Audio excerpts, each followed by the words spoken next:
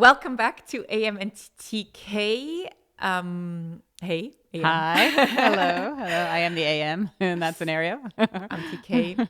And in our last two episodes, we started talking about Ana Maria's story, how she started her career as an intern, and then how she actually became a professional in LA. And then we just started, or the question was then, from Los Angeles, how did you make it to Switzerland? And you just mentioned that you met your now husband. So yeah, I want to hear more. So then you left all this glam Hollywood industry reporting behind you, came to Switzerland probably for love and no plan as far as a career went, I guess. Absolutely nothing. Absolutely nothing. I mean, when I left LA, I really thought I would never be on TV again. And that was okay for you? At the time, it was okay because as we were talking at the end of the last episode, I was ready to live my own life. You know, I was ready to tell my own story and live my own story more than anything. And so at this point, I'm in my late 30s, well, mid 30s.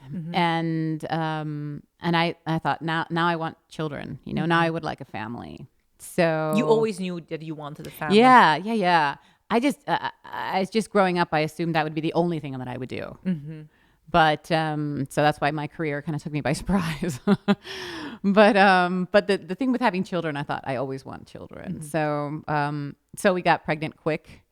And I found myself here in Zurich and really focused on being a stay-at-home mom, you know, and on being a new partner and, you know, and everything that comes with it quite quickly because my husband and I had a long-distance relationship for a bit. So we hadn't actually been together, you know, for very long.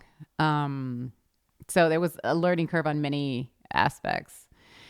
But I became just very much absorbed in this. So for the first 3 years or so, it was just all about me and my daughter and our family and, you know, getting to know Switzerland and Zurich and learning German a little bit and Swiss German, nothing. And, and learning to cook and learning to, you know. You never cooked before? No. I mean, I was a single, you know, woman in LA who I had a very active social life and I was always somewhere and I almost never cooked. A party or so you're always out, you eat out. Eating out in LA is like way cheaper than cooking and then Zurich. By the way. And I didn't I was out a lot, so I didn't really know how to cook and I didn't know how to run a house. It was quite a crash landing in that respect. And my husband is quite traditional. So he comes from a background of his mother, you know, really doing a lot for the family. So there was this whole working out of dynamics that had to happen. And it just absorbed me, you know, but I got what I wanted in that sense. You know, I was living my life now and I had my daughter and I was taking her everywhere. And then when she started, and then I didn't get pregnant immediately. So I thought, you know, maybe it's just the one. Maybe this is it. And maybe it might not happen again. Or after the I'll first just have one. the one. Yeah. Maybe we'll just have the one. And that was also okay for me at the time. But you like big families. You have three brothers. I come from a big siblings. family. I know. I come from a big family. But then when my daughter was going to start kindergarten, the oldest, then I got pregnant with the second. With Madeleine. And who's now 5. But it's going to be 6 in March. I can't even believe it. Anyway. And then I thought, because at that point, just before I got pregnant, I started to think about going back to work. I started to think about what am I going to do now? Was that more a feeling because you felt what happens when the kids are grown-ups and then I'm going to be stuck with what? Or how did... Yeah.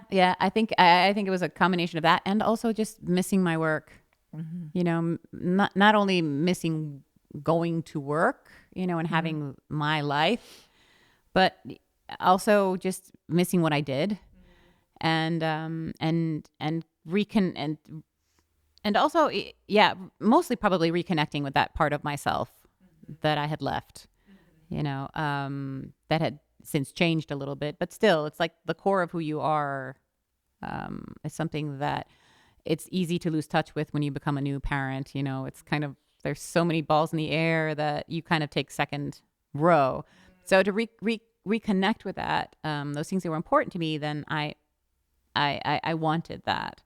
But again, I never expected to work in TV. I just know this is a German speaking town with German speaking media. Well, of course. So what were you thinking about? What were you looking at? What kind of jobs? I mean, then eventually we did Zurich Film Festival together where we Yes. both were moderators, but that's an Yeah. event once a year. Once a year. Yeah, I started looking at any kind of English language publications that were out there. So there wasn't any broadcast, and people were still not making videos back then, not really. And I found a few, and I wrote for the Girlfriend Guide to Zurich for about a year, and I really enjoyed that. Actually, they were really sweet with me. And Can one still read your articles? yeah, I think so. Remember, I did one on the Bernina Express. And I did like cultural things around Switzerland. I did something on white turf at the time. And I, which I have a family connection to, that's why. But so I did, but it was free. Everything was for free. And, yeah. Nobody wanted to pay. And No budget. no media, budgets. Yeah. Nobody had budgets. Nobody had. And so it was really a shame. And so after a year, I said, I just said, I can't keep working for free. I have to find something that makes some money somehow. And then I started thinking of the corporate communication jobs and things like that, which were not exactly also my dream job, to be honest. But hey, beggars can't be choosers, as we say. So I was in that kind of frame of mind. And then I got pregnant again. And as some of you may already know, 5 months in, I found out that my daughter had trisomy 21, which is Down syndrome for many people know it as such. And so that also threw kind of like a new dynamic in there, because you didn't know how that was going to unfold. And I mean, it's not in my belief system to terminate. So I was very immersed in this journey, of uncertainty in many respects. And so this uncertainty just said to me, okay, we got to focus on this for the moment. And then when we know more, then you can think about going back to work. Yeah. So there was also something that needed your attention. Absolutely. And your energies. Yeah. Yeah. So work kind of took a back seat at that point, Yeah. It continued to be other kinds of work, which was still nurturing and supporting my family. And which, by the way, and you'll figure this out in the time, whenever that is, if that is, being a mother is one of the most challenging jobs I have ever done. Really? Yes. And I have done a lot of jobs, because even before my media days in high school, I did a lot of odd jobs, and I did everything from retail to, it's just babysitting. I mean, you name it. Like I did anything, summer jobs and stuff. And being a parent is really challenging. It's really challenging. So, yeah. And I find it interesting that you say job, because sometimes not, one thinks, oh, woman at home, housewoman, or how would you say? Yes, you stay-at-home mom. Stay-at-home mom. It's or a housewife. It's a housewife, yeah, but it's a job. Come on. Yeah, you work like nobody's business. I mean, and your hours are not your own. And you've seen those videos going around. They always go around Mother's Day. Where you do those people applying for a job, and they give them all the job requirements that a mother has, and at the end they're like, this is insane. You cannot be asking me to do this. Yeah, this is crazy. The hours are crazy. The requests are crazy. And then the guy at the end is like, yeah, this is the job of a mother. And it's true. And I say mother because that's my experience, but it could also be this job of a father, of a stay-at-home father. I mean, that's what you hear now also from fathers that now suddenly are stay-at-home dads, and suddenly they're like, oh my God, I'd rather go to work. Because I heard one guy, he was like taking care of his kids. Like, I'd rather go to the work. Yes. And I know I'm going to sidetrack just for a minute, but that's why when people are looked down upon for having these gaps, these parenting gaps in their CVs, it's like, you have no idea the kind of skills that one acquires as a parent. Yeah. You know, there is no way that is a gap. Like I was sitting at home going, "Ooh, you know, as we say in Spanish, you know, echándome aire, you know, just fanning my face. What? I mean, stop, just stop. So, anyway, so then, okay, so then Madeleine is about a year and a half, and that's when we got the news for Scene and Money Switzerland. Yes. And that's when I said to myself, and I said to my husband, it's 100% job. She's only a year and a half. But if I don't get on this train now, I just don't know if there's going to be another one. Yeah. Wow. And you might know that CNN in Switzerland also closed down half a year ago. So it was a 3 years ride, but it was that kind of ride again, Yeah, right? It was from nothing to building everything up. And now you kind of can build up on that, I guess. I hope so. No, yes. I mean, yes. I mean, now my situation, I can benefit a lot from that experience in my current situation, you know, as I reinvent myself. And I mean, I think for all of us, you know, gave us a kind of exposure that we didn't have previously. Yeah. And it's also, again, with CNN Money Switzerland, I mean, you had a background more in lifestyle culture, and then it was a business and finance. Finance, and you were one of the main anchors. I mean, I started as a reporter, so you know it's different. You were out there. How was that? Like in those 3 years, I guess it was also like wow. It was also like wow. It was also a roller coaster of everything. There was also a learning curve for me. I think what I always brought to the table was just the ability to speak with people and to communicate and to make TV, but the content was definitely a shift for me. And I had a lot of preparing to do. I was constantly reading and asking and learning and yeah, but it's funny. At the time, I always felt like everything was just a crash and burn. Oh my God, I'm crashing and burning right now. They can totally see that. Yeah. But when I look back on those videos, like now that I'm re-editing reels and looking back at some of our material from then, I have to say, come on, it was good. Like, like I was still fulfilling my job of being a television anchor. So I mean, that's probably what is inside and outside and how you feel. Yeah. And I think what I could see from you was that whenever you went on air live, I think I never saw you nervous. I mean, you were maybe nervous about the content because it was not something very familiar to you yet.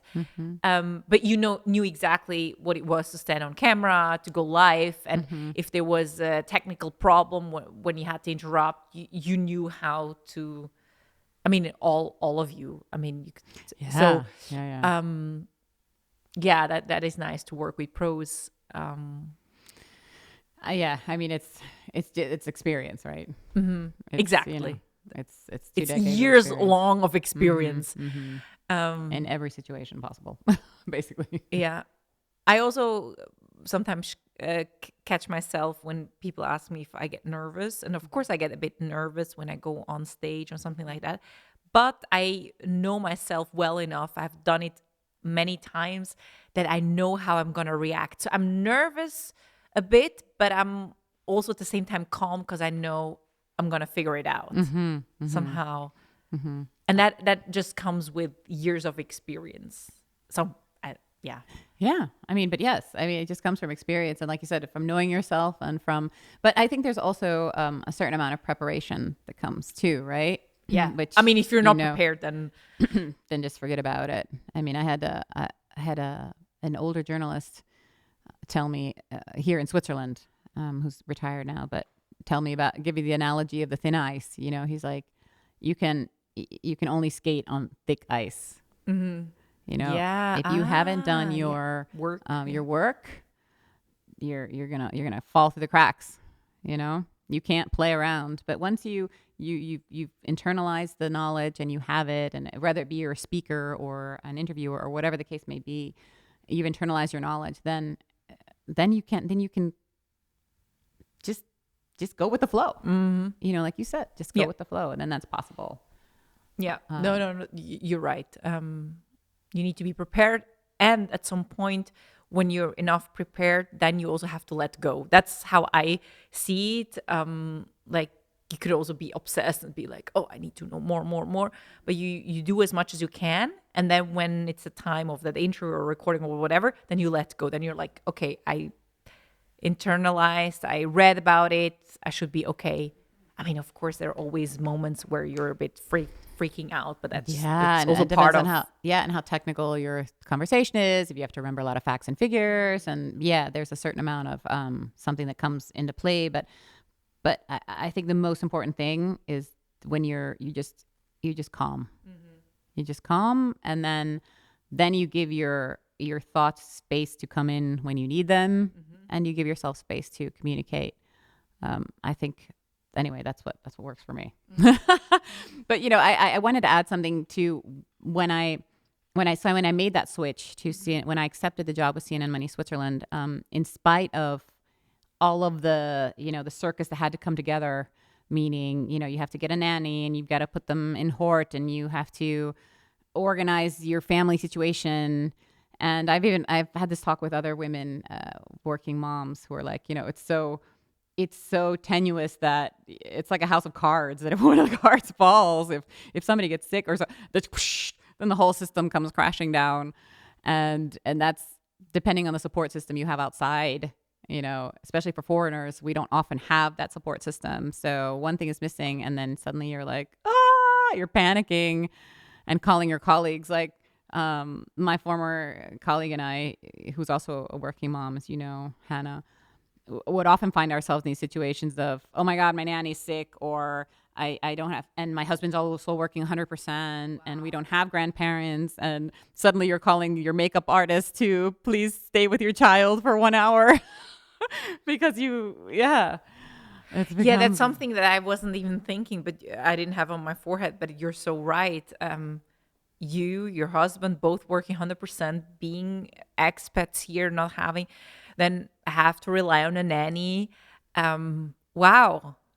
Yeah, it's just, there's a lot that comes into play. But at that moment, I guess what I really want to say is that at that moment, I really made a choice. That's one of the moments where, before, my jobs in media had opportunities that presented themselves and I chose to follow them. But this is the first time you had to plan, that I really just said, I want that job. And I'm going to make it happen. And fortunately, again, I had the support of my partner to make that happen. Because if you don't, then that's really, really hard. But I said, I really want to make this happen. I really want to go back to work. And and I guess that's also what kept me there through the challenging times, is just the desire to really be back in media and be back on TV and doing what I love. Yeah, so it's also good to hear that when you want something, then at some point, when so many factors are also dependent of you, you need to arrange more. You cannot be that spontaneous anymore and go with the flow as you were in the beginning. Then you really have to work. And how would you say are the circumstances here in Switzerland? I mean, do you think that your husband has enough free time? Now we just had the law that was passed with the paternity leave that was accepted. So things like that, do you keep an eye? Or Hort, being their Krippe that is affordable. So to your point, we won't be needing paternity leave anymore. You wish there was anymore. It's part of wanting big families. I'm at my limit. Maybe you and and your. I'm glad that this law was passed, by the way. Yeah. But at the time, did he have that? How was it when he had the kids? 1 day off? Yeah, 1 day off. Thank you very much. It's insane. It's insane. Yeah. It's crazy. It's crazy. So I was also kind of alone with all of that. So that's makes it hard. So I'm happy that couples now have that option. I think that really makes a difference. And yeah, I hope, that the affordability of childcare is an issue here in Switzerland. That's just reality. It's annoying. It's very annoying because, you pay a lot for gripes and the horts and the whatever else you've got to put into play. So, and having and lunch, the whole, you don't have Tagesschule really. Kids come for lunch thing also makes it hard. So Yeah, that is something that is really striking. When I lived in Portugal for 1 year for my first year, and there I would go to a hort where I had lunch, and then the bus would take us to school. So basically, we were out the whole day, so parents can actually work. But here, kids still go home during lunchtime when they're small, which kind of indirectly makes it you have to have a parent at home or someone that can cook and take care. Or you pay. Or you pay, yes. I remember there was a time where I went to Tagesmutter. Or the Tagesmutters, right? Yeah, where I had lunch at at someone's place just over lunch because my mom was working. So yeah, that's something to think about. We think that Switzerland is sometimes very progressive, but it's not in some family laws. It's quite traditional. It's very traditional still, yeah. And look, I can see the advantages now, especially, with working from home. You get these family meals in the middle of the day that are unexpected. And I think there's a lot of bonding that can happen there. And I think that's really, it has its positives too. But obviously, when it comes to scheduling and taking on full-time work, it just makes it difficult. But that is also a thing. I mean, you're talking now about home office. Before the pandemic, this was not a thing, right? It would be not acceptable, really, that you would say, "Hey, I'm preparing my interview from home. I'm doing research. I don't need to be at work to do that kind of work." You don't. Exactly. You don't. I mean, preparation, and then you can do it when you can. You research, and maybe after you put the kids to bed at 8 o'clock, you get back and you read another article or whatever.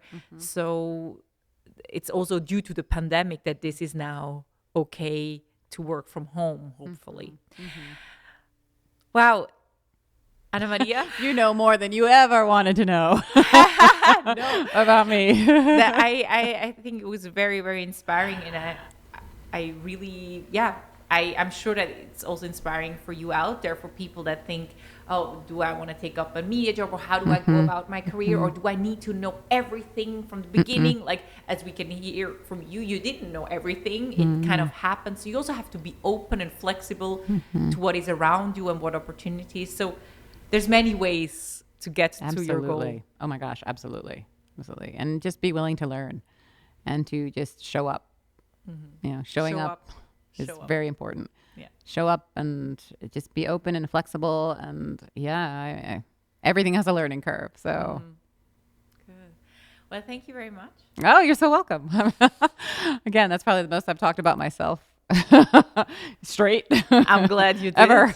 I'm glad you did. And thank you for watching and listening. And I look forward to reversing the tables, by the way. In our upcoming episodes, it's going to be all about TK. I don't know if I have that many interesting stories to share, but again, I'm older. That's good. We can also learn from, I can learn from I'm you. sure you will have stories. We'll find them. Yeah. So everybody stay tuned. TK stories coming up next. Okay. Well, see you next time then for that. And subscribe to our channel. Yeah. AM&TK. Take care, everybody.